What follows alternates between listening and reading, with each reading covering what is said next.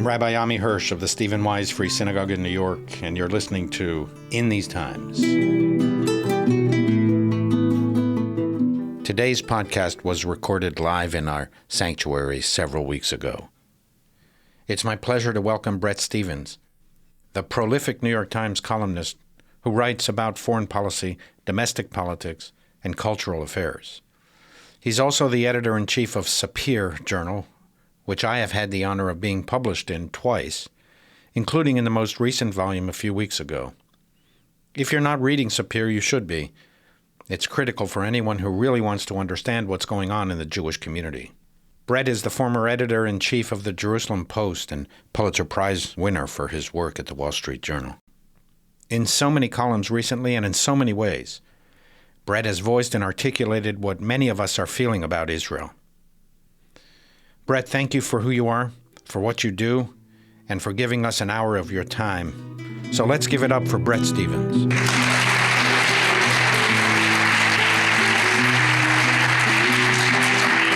Let me ask you first, just a general question. How are you doing now? How are you feeling? When I saw you a few minutes ago, you asked me how am I doing, and it was hard for me to answer. How are you doing?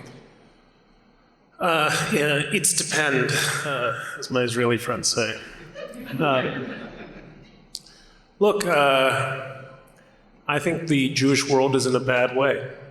And because I'm now so connected to the Jewish world, I feel it acutely and I feel it emotionally. I'm just kind of down a lot of the time. Not only because of what happened or what is happening, but because of a trend line that really disturbs me. Maybe it isn't even a trend line. It's a certain kind of mood, both among Israel's critics and haters, and as well as among its defenders. One of the things that I've noticed about the hatred of Israel is that there was always a kind of restraint. You knew it was there, but it was being held back a bit by a perception of what was permissible. And now I think the perception is that everything is permissible. And so the nature, for example, of the anti-Israel protests has turned in such a nakedly anti-Semitic direction. I wrote about this last week. And the writing was sparked by a scene that was filmed at the Berkeley City Council of an 89-year-old Holocaust survivor standing up simply to petition the city mothers and fathers to have a Holocaust Remembrance Day. About as anodyne a request as anyone could make on behalf of the Jewish community. And she was heckled and shouted down. Another woman speaking at that same meeting complained that her 7-year-old son, Jewish son, was told by other children at the school that Jews are stupid, to which the people in the audience screamed, Zionists are stupider. A third guy yelling something like, you cowards, you money grubbers, or something like that. And in a way, I guess this shouldn't be entirely surprising because it's Berkeley.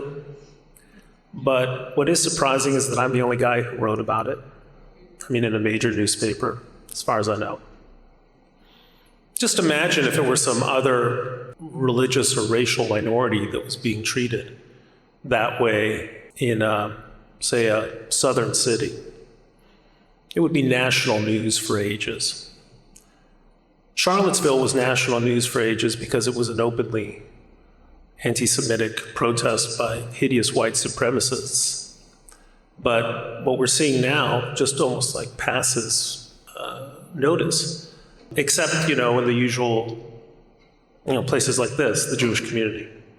So I think that our enemies and the most vitriolic anti-Semites in America feel like the light is green and it's going to continue to be green. And in the meantime, I look at what's happening in Israel and I see a government that is failing to meet any of its goals.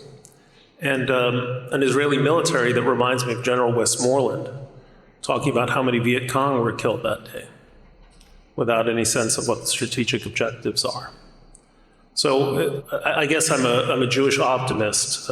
Yes, things can get worse. Let me ask you, Bret, and we're not going to talk specifically about any media outlet or colleagues of yours, but generally in the media world, and even in the high-level media world, do you find the same thing? Do you find that there is a kind of a gloves off, there's more is permitted by commentators and even journalists who supposedly are reporting straight news than, say, before October 7th? Yeah, since we're not talking about any specific news organizations, look,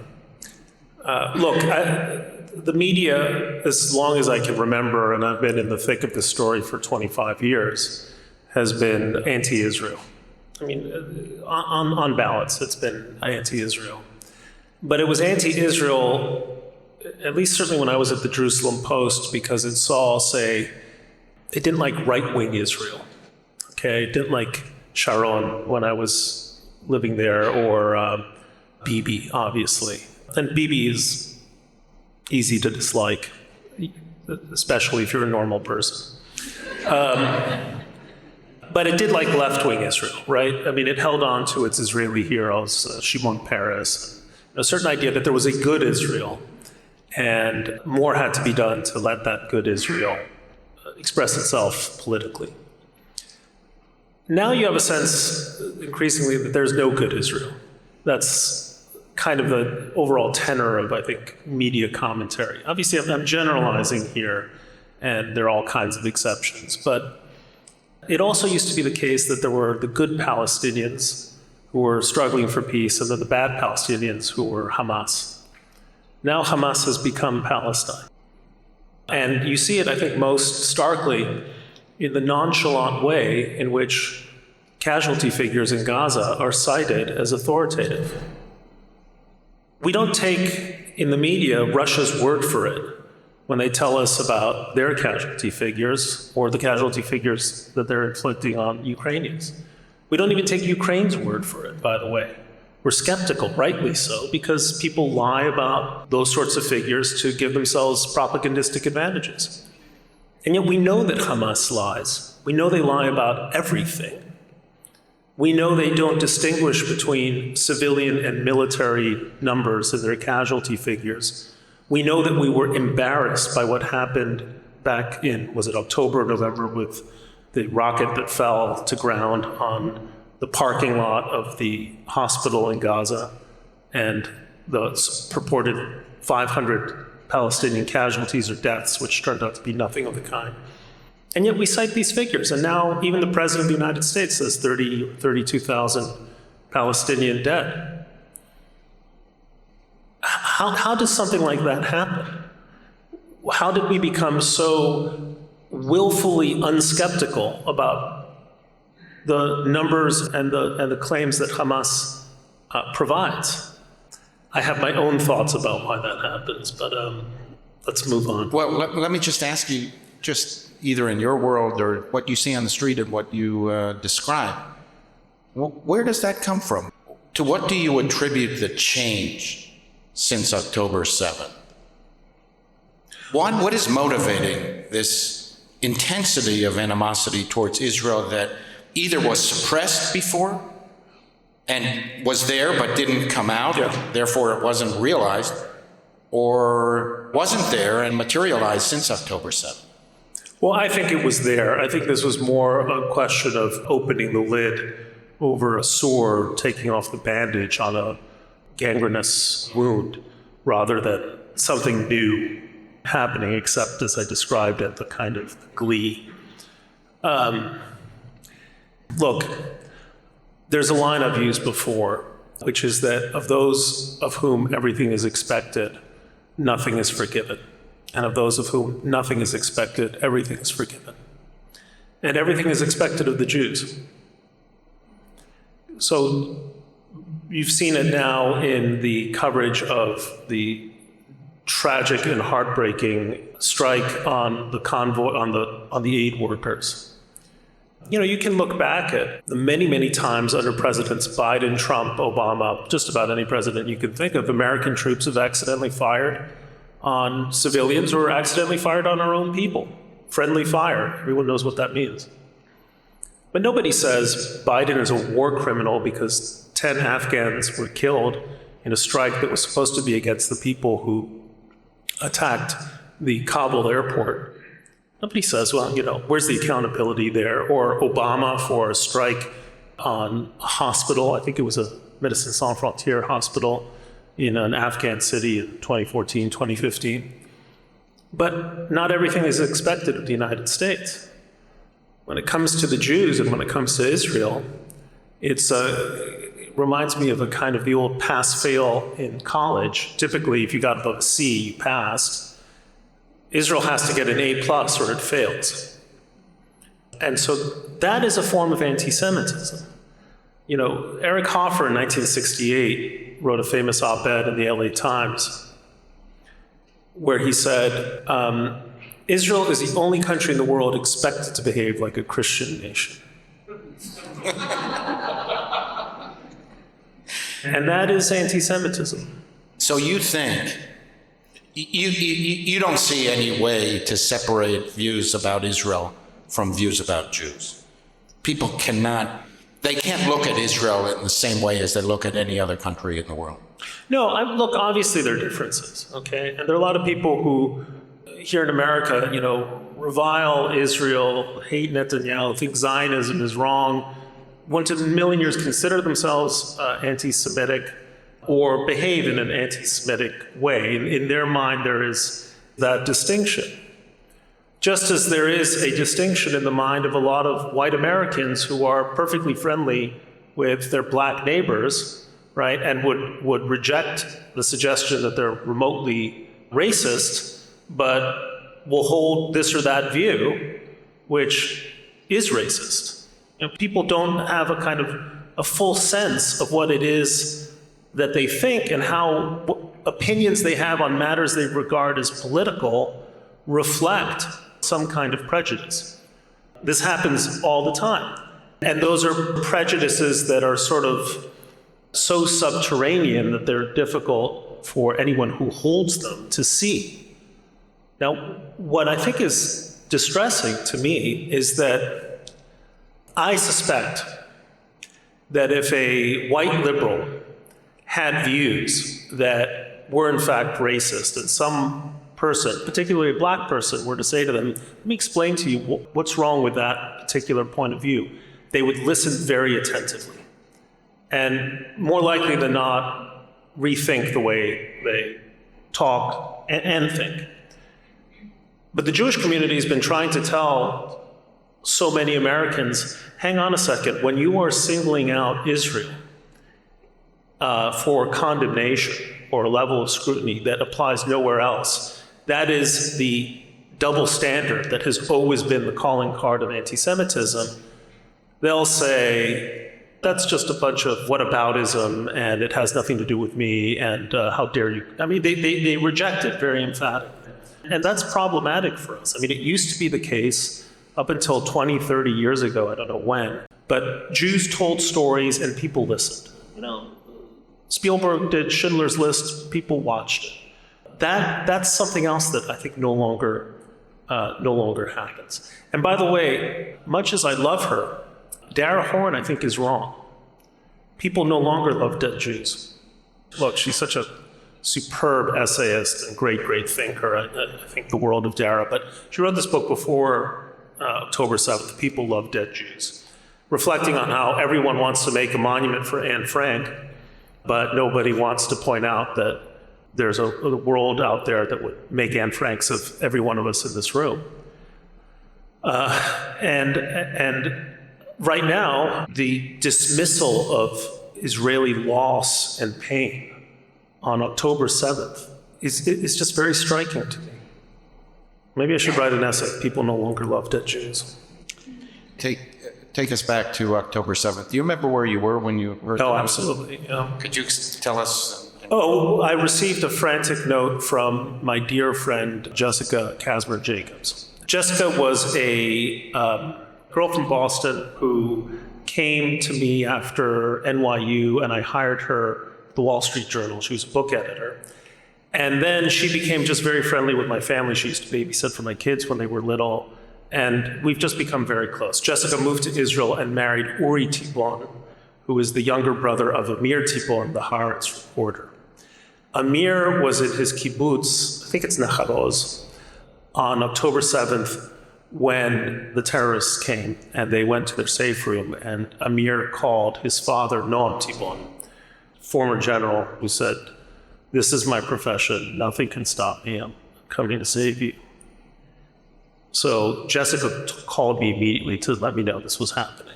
This was early in the morning. And so I followed it with my throat and my heart until Noam arrived and saved his family.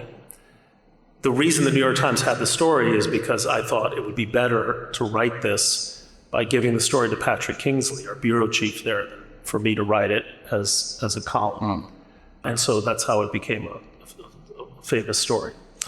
It's an amazing story, by the way. If those of you who haven't read it, you should definitely read it. It's one of the things that actually does give me hope, which is that on October 7th, when the state failed, the people succeeded. What is he, 66, 67-year-old man, gets in his car with his wife and a pistol, drives down into a war zone, rescues wounded soldiers, takes their M16s, joins his old unit, and fights his way back into the kibbutz to save his son, daughter-in-law, and grandchildren. And I love when I don't know who brought out this quote, but his grandchild says, Saba Higel. I knew that Saba, which is grandfather, I knew that he would come and save us. Yeah, he says, the little girl whom I know, I'm very close to the family. She's this tall, she went, Saba Higel, Grandpa's here. As time rolls on, we will find out there are hundreds of stories of people who were living up in the north, just knew that the state wasn't there, got in their cars, and they rolled. We remember 9/11 and that one guy on the plane who said, "Let's roll," with the other passengers. They are central to our redemptive story of 9/11. There are thousands of such stories in Israel. Yeah, and it's really inspiring. I see some people who were with us on our recent mission last week. We met with Rami Davidion, if you remember. Do you know that name? No. This is a guy who, he got some kind of WhatsApp, and he said some kids need some help. He was living in the area, and he says to his wife, "I'm going out to save somebody. I'll be back, make coffee for me." And he ends up spending 2 days, 48 hours, saving what he estimates to be 750 people. It was so prominent that Channel 12 News actually followed him for much of that day on the first day. And shame about the coffee. Well, he said when he got back after 48 hours, he said, "Is the coffee still warm?" But it just amazing stories, and there's something uniquely Israeli about that too, I think.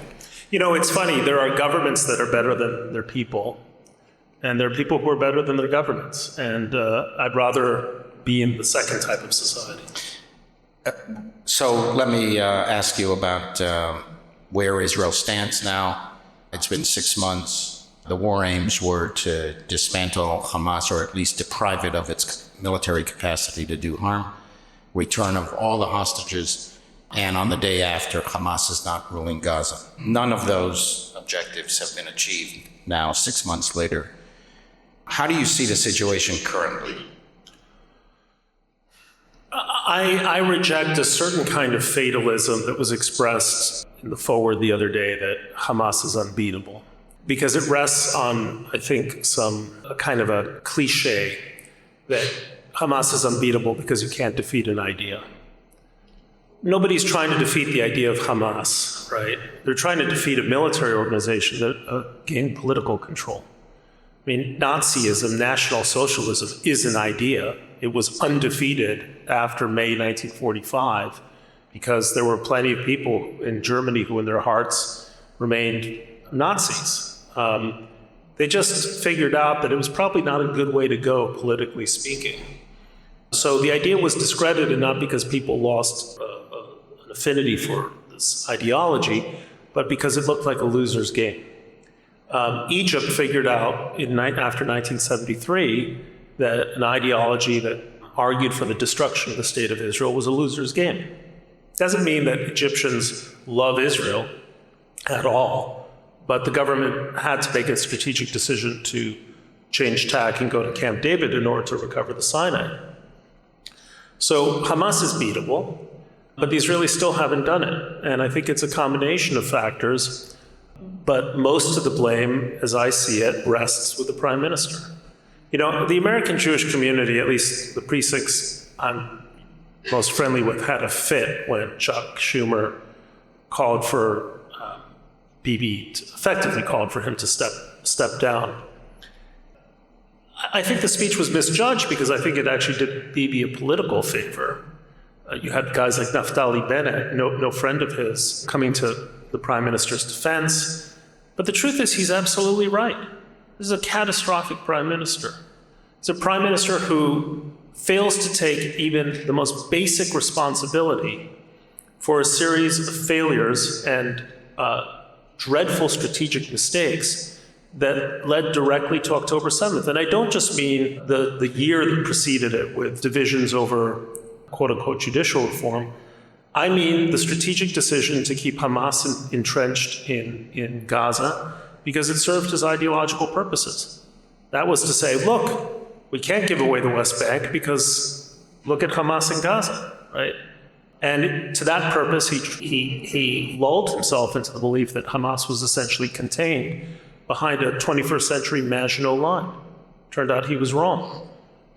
The fact that he then turned around and blamed the Shin Bet, I mean, sure, the Shin Bet and the other Israeli security forces have a lot to account for, but he's the prime minister and has effectively, with a year's hiatus, been prime minister for 15 years. So Schumer was right. Israel will be a better place when he's no longer the prime minister. And I think in 1,000 years, the Jews will remember Netanyahu and go, bad guy. Do you think, looking down 6 months from now when we mark the year anniversary from October 7th, do you want to speculate?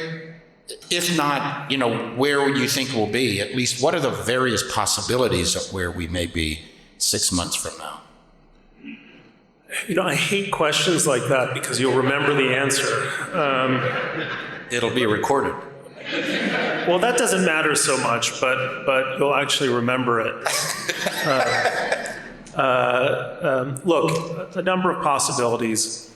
My own belief is that there's a better than even chance that Israel will be in a war with Hezbollah. It's intolerable that 60,000 Israelis from Kiryat Shmona and other places in the north have no home. They're refugees. They're living in hotels. And it's intolerable that Israel can't sufficiently secure its peripheries to make it possible for Israelis to live up to the last millimeter of sovereign Israeli territory. And so something has to give. Hezbollah is now a stage 3 cancer. It's only going to get worse. And the Israelis have to act, which is why I think they were wise and correct to strike the target in Damascus, because those IRGC commanders were not only supplying Hezbollah with missiles, rockets, and so on.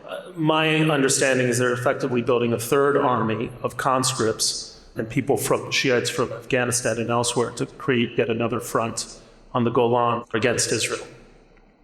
So I think there'll be a wider war. I think it will be war on a scale that dwarfs what we've seen so far. I think the heart of Israel will be a target: Ra'anana, Tel Aviv, Haifa. It'll be a war that Israel hasn't seen the likes of since 1948. By the way, it's a war Israel will win. But So let me ask you, do you think Israel's Western allies, and in particular the United States, will be supportive of Israel in that war? Yes, for a couple of reasons. First of all, as much as I don't like the mood music lately from the White House, generally speaking, I think the president has been outstanding in his support. And, you have to look at Biden's support in the context of past American presidents. George W. Bush was supposed to be a great friend of Israel, but after 34 days of war with Hezbollah, he pulled the plug on it effectively, just as Obama did in 2014. Reagan during the Lebanon crisis, the Ford administration with its so-called reappraisal relations with Israel, Eisenhower. In fact, the only president who really stood by Israel as well as Biden has was Richard Nixon. Takes all kinds. So I think that deserves to be recognized, and especially deserves to be recognized by people like me, who aren't seen as greatly sympathetic to the administration. I think I should be the first to say this. Secondly, if you look at the menu of options available to the United States, the only thing that's going to mollify the Israel haters is like a complete American boycott. Do you really see the administration doing that, either strategically or even politically? If the United States were to absolutely boycott Israel, cut off all arms supplies, like, say, Canada has. I mean, there are now 0 Canadian canoes on their way to... I think I read there was $112,000 of military deals between Israel and Canada. We could make up the difference right here. Yeah, we could do it. We could do a collection here. That's like 60 canoes. So it would be political folly because it would be a gift to the Republican Party. There are a lot of Jews, by the way, who would actually pull the lever for the Republican Party if Biden took a hardline anti-Israel turn, which he's not going to do, but it would be a strategic error. Look, Biden came into office and he had this big show of making a reappraisal of relations with Saudi Arabia. How did that work out? It ended up being humiliating for the president because then when oil prices shot up and we had a huge inflationary issue, in part energy related, he had to essentially go begging the Saudis. Israel is a small country, but it's not an infant. It provides a whole set of goods for the United States. It is a genuine partnership between countries. And Israel has options in the world, just as the Saudis have options in the world. What if the Israelis were to say, I guess when you cut off arms with us and you ended the bilateral arms treaty, you know what we're going to do? We're going to start selling cyber technology to China. Let's do that. That would end this immediately because Israeli cyber tools would be grave threats to American national security, which is why the administration was so upset about the so-called Pegasus program. Now, I hope Israel doesn't do that.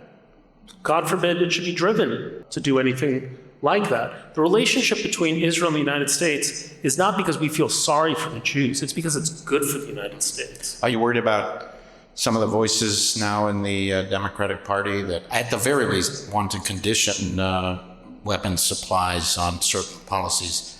In particular, I thought it was noteworthy that I saw that Nancy Pelosi joined that group. What do you think that means? How do you interpret that? A large part of the Democratic Party is turned against Israel, and I think in doing so, it's turned against the best traditions of the Democratic Party, which are represented by President Biden. And that's why I think every Jew who is a Democrat has to work within the Democratic Party to make sure that the candidates who are running for congressional seats are like the Tom Swozies of the world. They get it. You can hate Israel for a million reasons, right? Or deplore, not hate it, but deplore many Israeli policies. But the only country that is remotely standing up for liberal and progressive values in the region is Israel. The only one. And it's such a simple thing to say, but you don't want to be an LGBTQI plus person in Gaza at any time, or Ramallah, because the treatment of gays and lesbians in the Palestinian Authority is horrendous. You don't want to be a woman there. You don't want to be a political dissident. You don't want to be an artist expressing yourself freely. All of the freedoms that progressives claim to champion here in the United States are precisely the ones that the Palestinians, both in Fatah and Hamas, violently suppress, including freedom of the press. I do not understand how the left has become not just a critic of Israel, but in so many instances, anti-Zionist, against the state itself. I say this, by the way, as a center-right guy. We need a revived left-wing Zionism. We need it. Israel has not prospered by the collapse of the Labor Party and what it has traditionally stood for. But it has to be in the Zionist family. The moment it becomes anti-Zionist, it's out of the conversation, it's useless, and it's completely hypocritical. Help us understand what's happening in the intellectual world, in particular in universities. Of course, it goes without saying, we have many, many families who have kids in universities who are thinking about sending their kids to various universities. The kids themselves are looking at this. We're hearing reports that they actually are looking more carefully at the atmosphere on campus in connection with Jews or Israel in terms of selecting where they should go. What is your advice to parents, to young Jews, to the Jewish community, and the university scene? Yesterday, I was speaking to a group of Yale students, and somehow Melville's story, Bartleby the Scrivener, I raised the story. Have all of you read Bartleby the Scrivener? Okay, so I spoke to about 35 Yale students. Not one of them had heard of it. I mean, come on, Yale, pathetic. Pathetic that the cream of the crop, not one person even had an intuition about the great American writer's greatest short story. And I just draw my own conclusions about the state of American higher education from there. These schools, I know this because I now have two of my three kids are now in college. So I glanced at what the questions were about when they had to apply. The questions are all about, tell us about your victimhood and tell us about your identity. So the schools self-select for people who are either are or pretending to be victims, and for whom identity rather than character or achievement are the driving criteria of self-worth. And I think it's just downhill from there. By the way, how surprising that the pro-Palestinian movement has gained such traction on campuses where victimhood and identity are the calling cards of virtue. Well, I wanted to ask you, what is the connection? Is there a connection? Yeah, because Palestinians are seen globally as the most victimized identity in the world, right? And that's valorized on college campuses. So look, first of all, I think Jews have to stop becoming slaves to prestige. The prestige that we once knew about, well, where does your son go? he was at Harvard. I'm like, come on. They don't say that. They say, I went to school in Boston. No, they say, I went to school near Boston. We have to move away from that. Did you hear about the violent anti-Israel protest at the University of Nebraska? Did you hear about it? No. Yeah, because it didn't happen. There are lots of places where you can get a terrific education. You can get a terrific education at Purdue, another school where you don't hear anything like that happening. We can try to go to schools that are making a conscious effort to reach out to Jewish students. Washington University, Tulane are two that come to mind. And by the way, there's going to be a huge opportunity. I'm almost reluctant to say this, almost like a kind of a private equity opportunity. I don't know how that plays on 68th Street on the west side. If I were over on the east side, we'd be talking here, but... First of all, we have all types here, and secondly, they're tolerant. They're very tolerant. Well, this is what I mean. There are a lot of college campuses in America, I think between 3,000 and 4,000. The U.S. is facing a demographic cliff because starting in 2008, the financial crisis, people stopped having babies. So demography is like moving like this. And the Harvards and Yales of the world with large endowments are going to be fine. But there's a whole universe of schools with beautiful campuses and nice histories that are in real trouble. They are in real trouble, in part because they have been trying to provide essentially a second-rate version of a Harvard or Yale education. And the value proposition for these schools, I think, is dubious. And I'm not going to mention some of the campuses I have in mind because I might insult someone, but there are at least 50 schools in New England that fit this bill.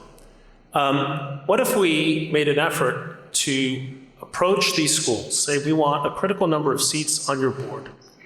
We want to appoint a president who believes in the value, I don't mean of Jewish education, I mean of a true liberal arts education, right? That believes in free speech, that exercises real vigilance about the difference between speech and conduct, and becomes a place where Jewish students are going to flourish and are not going to feel afraid to wear a kippah or a Star of David around their necks. And let's start with a minyan. Let's start with 10 colleges and go from there. The history of Jews in America is that when the cool kids didn't want us at their table, we went to another table, and then we were the cool kids. You know, mainstream banking didn't want us, so we came up with investment banking. You know, we weren't always wanted in the arts, so we went to Southern California and started this thing called Hollywood. One thing or another, in one industry or another, where we were not liked, where there were quotas against us, where we were told to sort of stay in our lane, we went elsewhere, and we applied this kind of spirit of independent thinking and entrepreneurialism, and many Jews took incredible risks in their private lives with their finances to start thriving businesses. We should be doing that philanthropically, not on behalf of ourselves, but on behalf of the collective Jewish community and our children. And I assume that applies to philanthropic support of some of these institutions of higher learning that are not sympathetic to the Jewish community. Look, I mean, I have great admiration for guys like Mark Rowan, who are trying to change the culture at the University of Pennsylvania, which historically was a school every other Jewish parent I knew had a kid at Penn. Maybe every parent here has a kid at Penn. That's a knowing laugh out there. Yeah.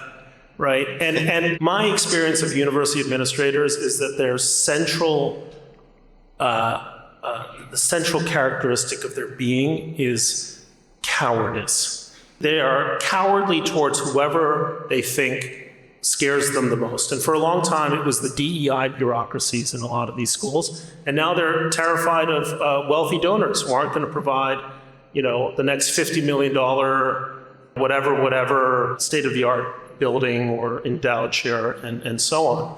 And so by all means, particularly wealthy Jews with influence in these institutions who care about Jewish issues, they should be exercising that influence to change the tenor of those colleges.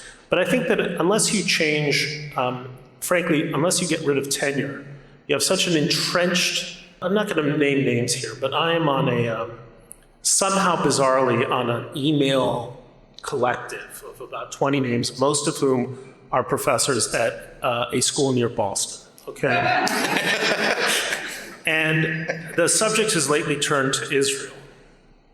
And I am alarmed by what passes as intelligent commentary about Israel.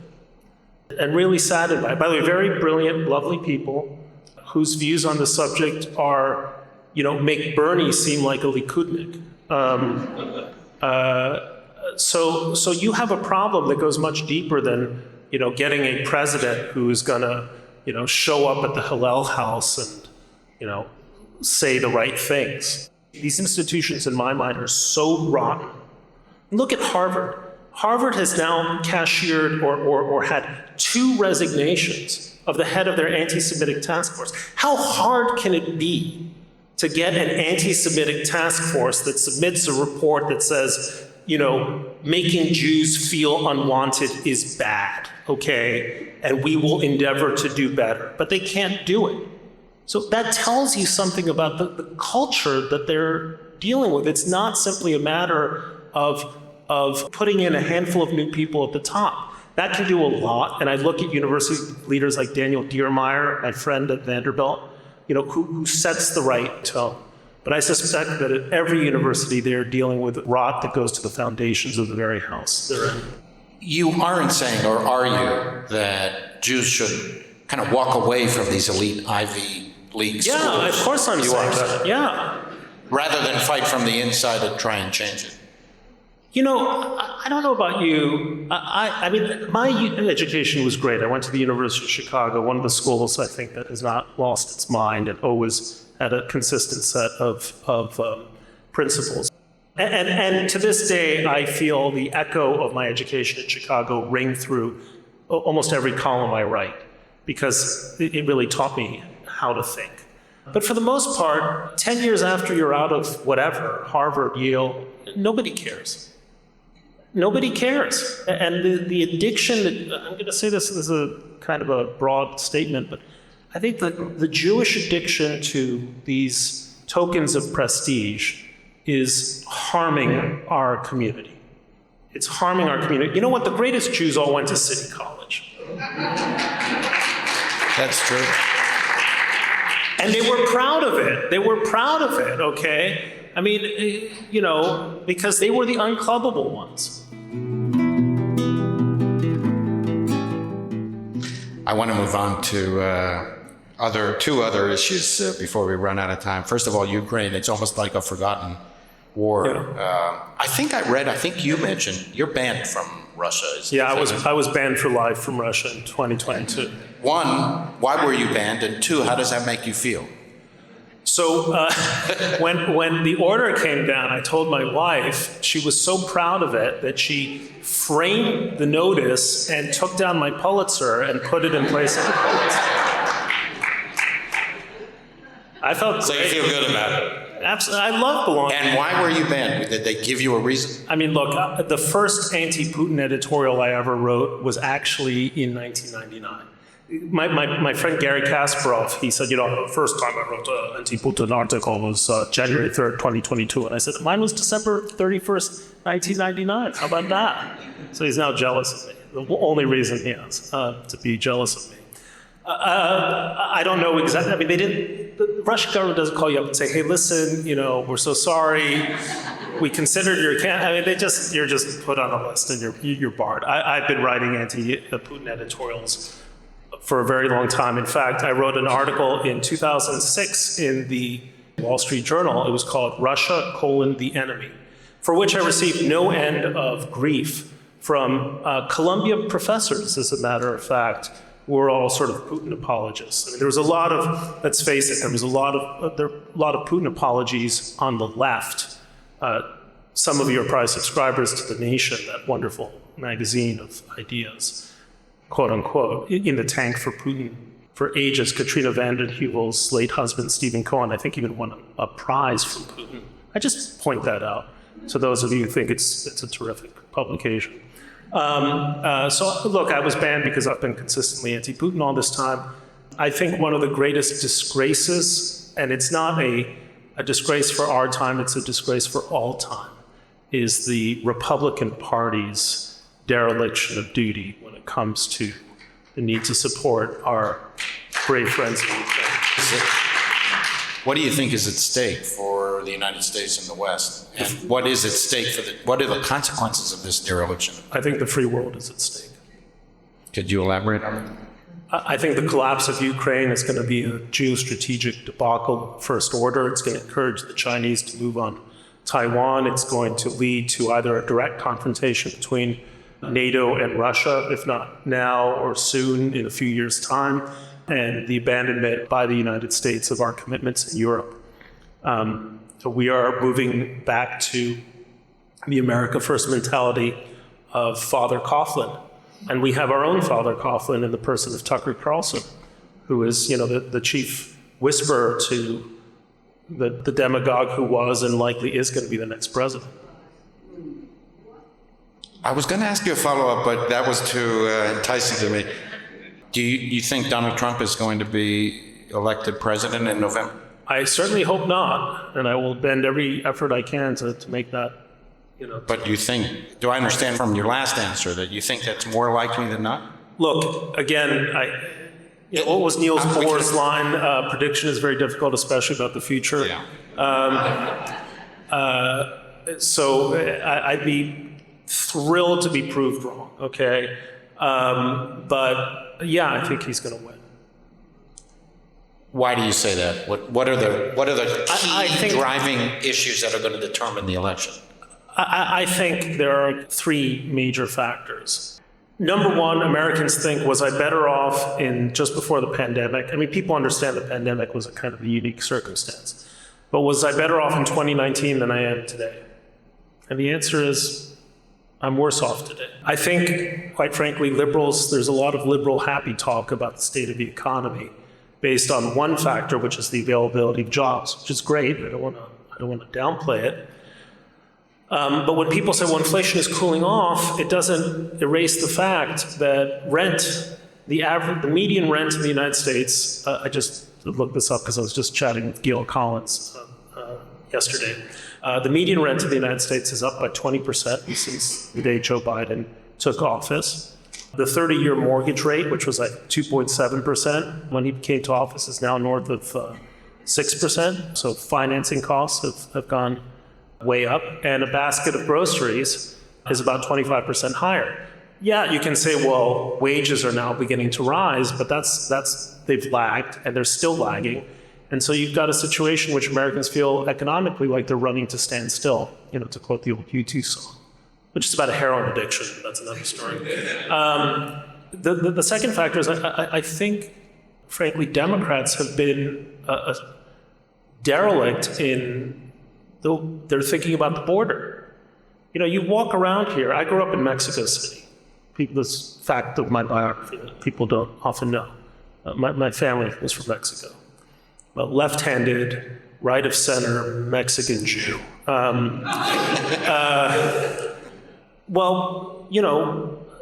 It's two things that I think rankle. A, it's now a crisis in every city in America. Go out to Bennett Field or all over here. You see this kind of Latin American style poverty. Second, we're not enforcing the law.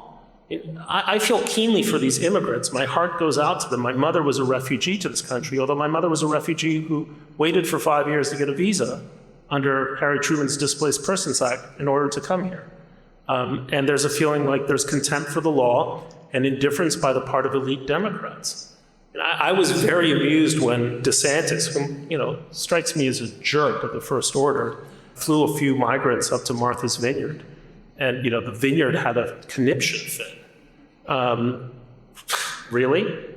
Go to El Paso or any of these towns along the border when sometimes 10,000 people a day are coming in. Those people need to be housed, taken care of, fed. Their kids have to be at school at some point. And I think Democrats have neglected the issue very badly. And the third thing is, I don't feel as safe in cities in America as I used to. Now you can say, well, no, it was worse in the 1990s, but most Americans don't remember the early 1990s. Now you have to be at least 40 years old to have any memory of the crime that we experienced in the city back in the worst days of the 80s and 90s. And I'm a 6'1", reasonably big guy, right? I'm on the subway and I'm like this, looking around. And we keep being told this story that, streets have never been safer. So something is amiss. Something is wrong when the governor, a Democratic governor, deploys National Guardsmen to the subway and then tells us everything is fine and safe. I don't quite know what that is, and I would love for criminologists to look carefully at the data, but I think there is an interesting disparity between crime that police reports and crime that the victimization survey by the FBI reports. People self-report much higher numbers of criminal acts, but they're not taking it to the cops.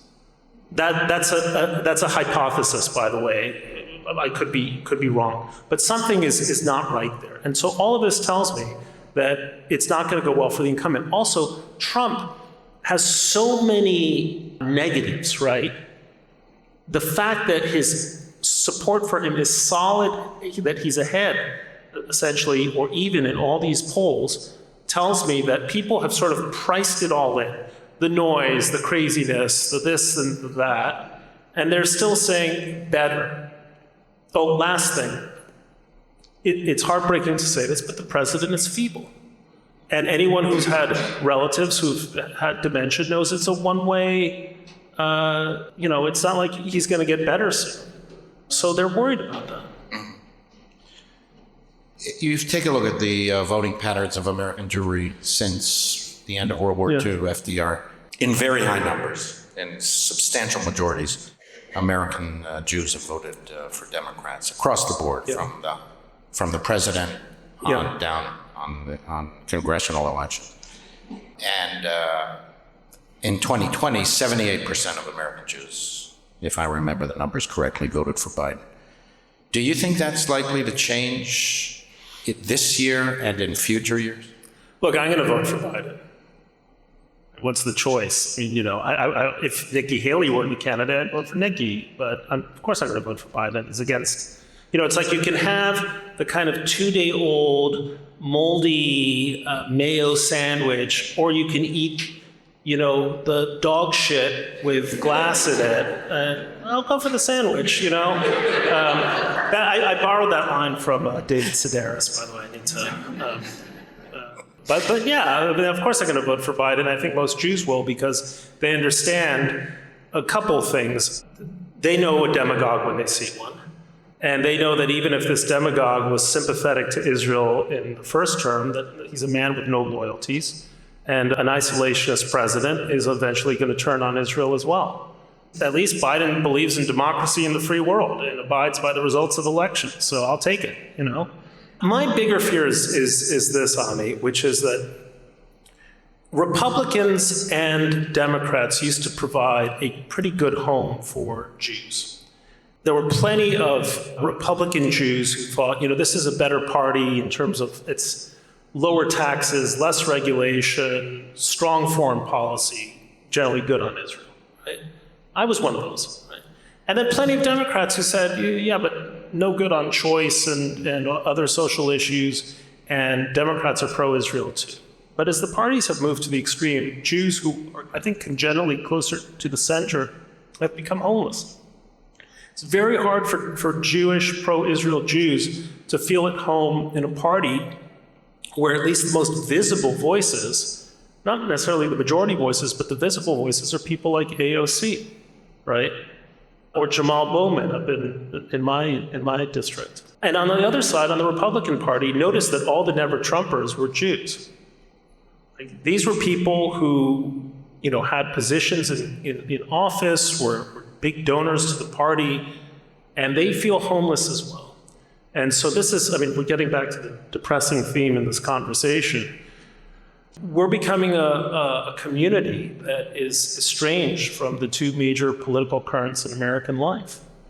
And I think most Jews desperately want to be players in those parties, and we feel like we have a lot to say in long histories, but they're strangers to us. Very, very difficult. I know plenty of liberal friends who on October 7th or October 8th, when the left really started coming out in favor of Hamas, kind of looked around and said, what just happened?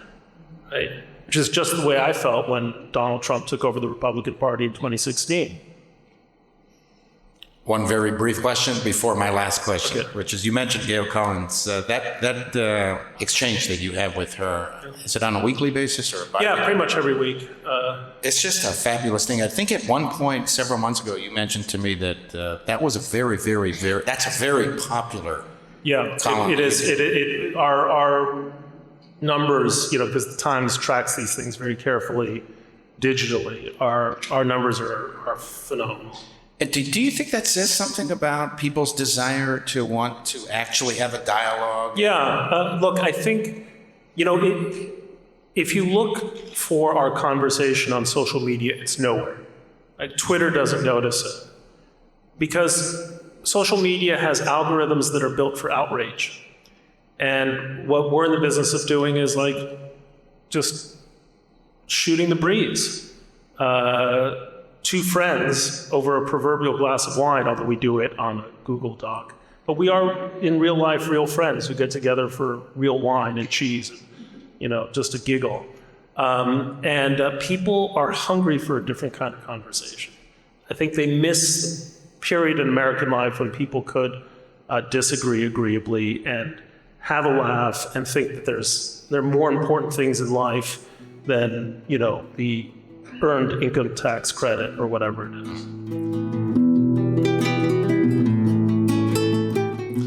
So my last question to you is, are you optimistic? Give us an optimistic message of hope for the next phase of American Jewish history that we're entering into now. This is the 370th year of Jewish life in North America. 1654 to 2024. And so, I'm not going to do that. I'm trying to come up with something nice to say, but it's just not in my mood. I'm going to tell you something. In 1922, the most important man in Germany was Walter Rathenauer. And the greatest philosopher in Germany was Husserl. The greatest scientist in Germany was Albert Einstein, and the greatest doctor in Germany was Otto von Meyerhoff. That was 1922. They were all Jews.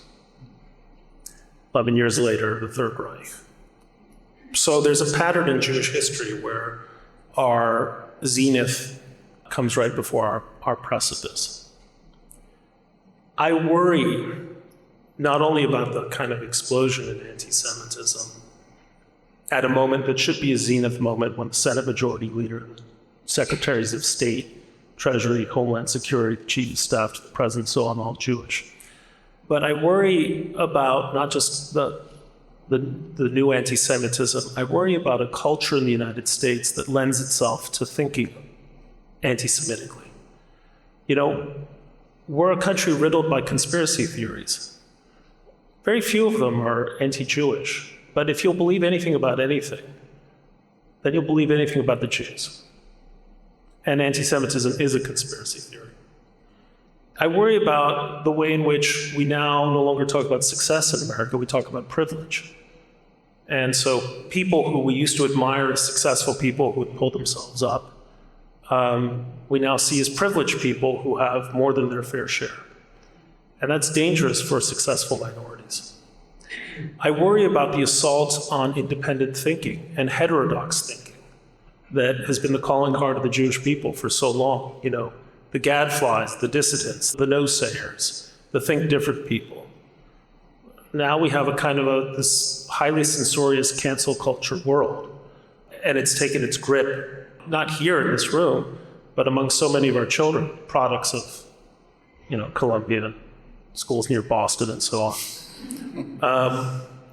And I call those attitudes not anti-Semitic, but anti-Semitic adjacencies. They are what lead to anti-Semitism. They're a step away from it. I think that's one of the reasons we have the kind of problem that we do. We don't just have to fight anti-Semitism. We have to restore America to what it once was. We have to restore America to a country where the concept of merit really meant something. We have to restore America to a country where the belief that what matters most of all is the content of your character, not your identity. We have to restore America to a country that believes in free speech and free enterprise. We have to renew faith in an America that understands that this country is based on a set of values which centrally flowed, not just from the Enlightenment, but from Jerusalem. And that used to be America. And so I think the task is not simply to sort of fight our corner of the battle against prejudice when it comes to prejudice against Jews. We have to fight for what we understand America to be, because that was the America in which we used to thrive.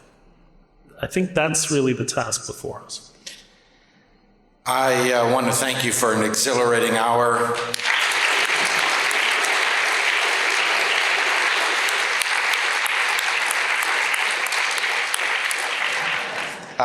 And for who you are, Brad, and for your fierce honesty and your fearless willingness to go out and tell the truth as you understand it. And all of us are very inspired by your example. And Can I say something nice about you? We've stopped the podcast. Turn it back on, guys. So, you know, there's an old line that no man is a hero to his valet. Few writers are heroes to their editors, which is to say that when your job is to edit people's prose, you get to see how they really think, and most of the time it's dreck. And one of the joys now, having edited Ammi twice, is what a beautiful, beautiful writer you are. Not only in terms of the depth of the depth of the thinking, but in the clarity and energy and eloquence of expression. I really want to hand it to you because every time I get a piece from you, I don't have to worry about it. It's good. So I just want to thank you. All right. Well, that's a good way to end it.